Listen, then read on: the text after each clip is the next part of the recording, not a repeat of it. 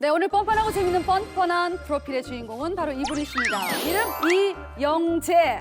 자, 그럼 의사라면 이 정도는 돼야지. 의사의 끝판왕 척추왕. 말해 뭐해 말해 뭐해. 진짜 영재가 나타났다! 타고난 머리와 비상한 총기를 어릴 때부터 이름 그대로 영재란 소리를 귀 따갑도록 듣다가 질풍노도의 사춘기도 잘 극복해서 의대 진학.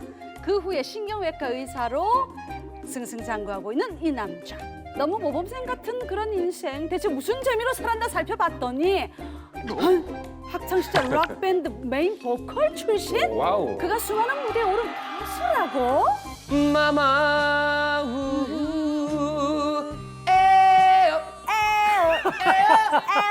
띠라리라디라디라디. 그만해 거기까지. 이런 열정 때문일까 10시간 넘는 고난도의 수술도 끄떡없는 강철 체력. 그래서 붙은 별명이 수술 머신, 수술 터미네이터. 빰 빠바밤 빰 빠바밤. I will be back.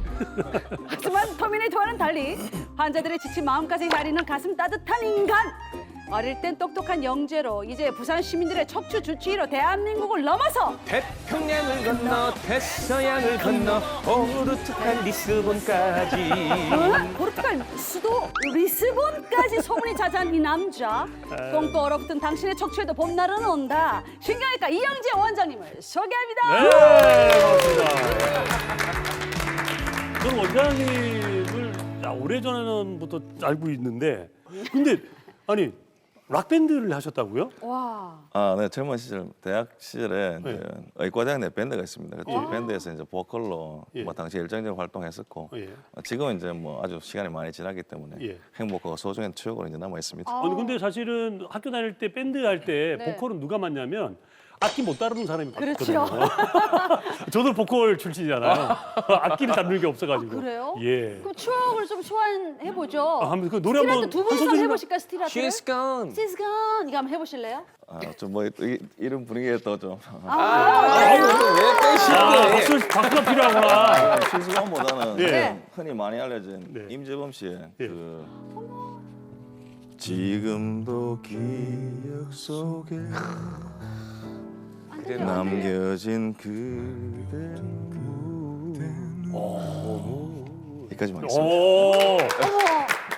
아니, 저는 아니 이 좋은 노래를 그러게 너무 속삭이셨어요. 근데 얼마나 좋아하는 노래인데 내가 그대는 어디에 자 그래가지고 뭐 본격적으로 얘기 한번 나눠보도록 하겠습니다. 자 여기서 잠깐. 예. 한 시청자분이 사연을 아 보내주셨어요. 그래요? 제가 읽어드릴 건데요. 네. 괜찮으실까요? 네 괜찮아요. 그럼요. 네. 진주에서 보내온 시청자 사연인데요. 네.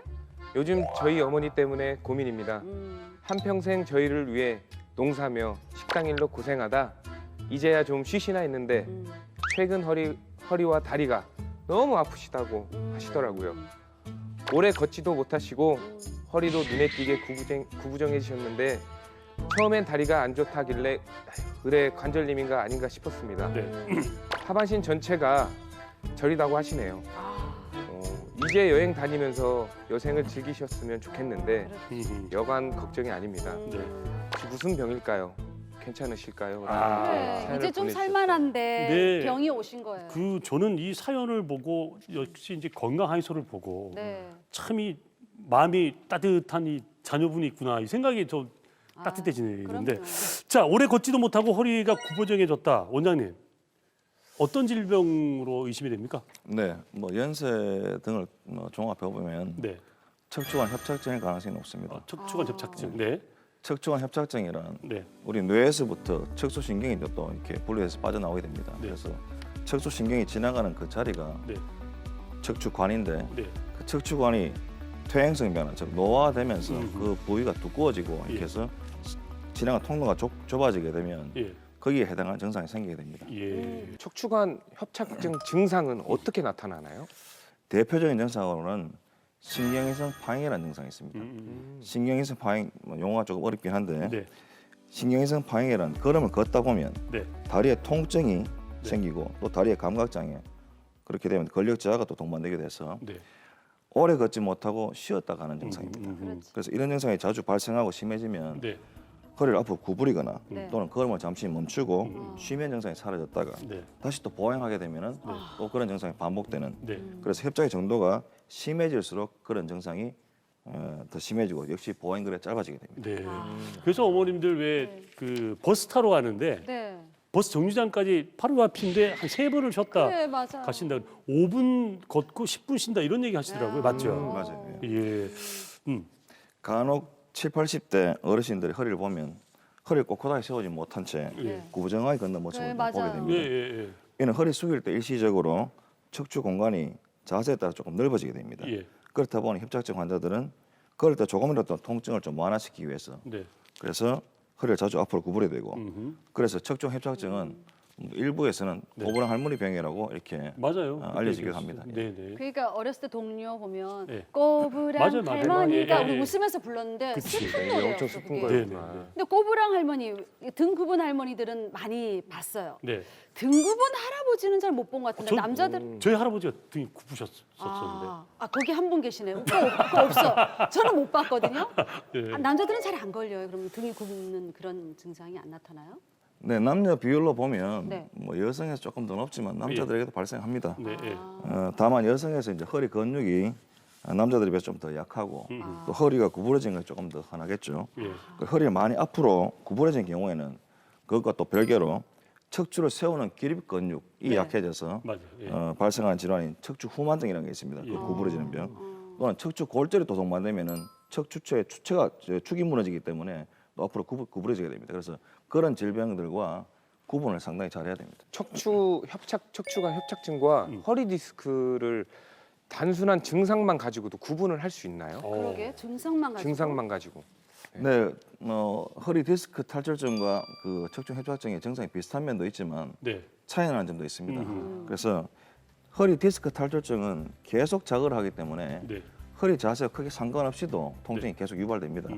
그리고 허리부터 또 발끝까지 당겨놓는 네, 그런 네. 네, 방사통이라 하죠. 네. 그런 것도 심한 경우도 있고 협착증이라는 것은 가만히 누웠을 때는 통증이 별로 없어요. 예.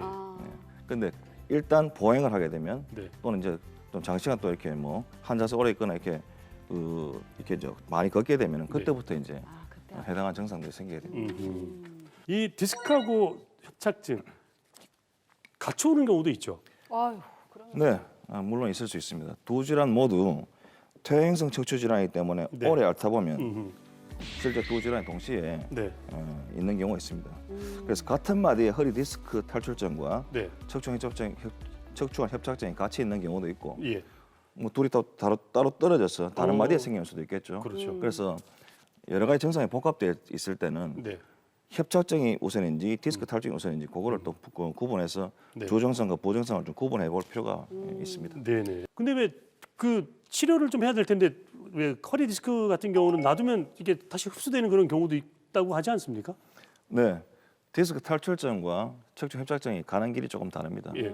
디스크 탈출증은 물론 통증이 너무 심하고 마비가 오거나 이렇게 해서 극심한 통증이 있거나 이렇게 마비 증상이 동반된 심각한 경우에는 수술적 치료가 필요합니다. 그렇지만 뭐 약물 치료라든지 뭐 신경 통증 주사를 맞아가면서 통증이 제어가 되면 네.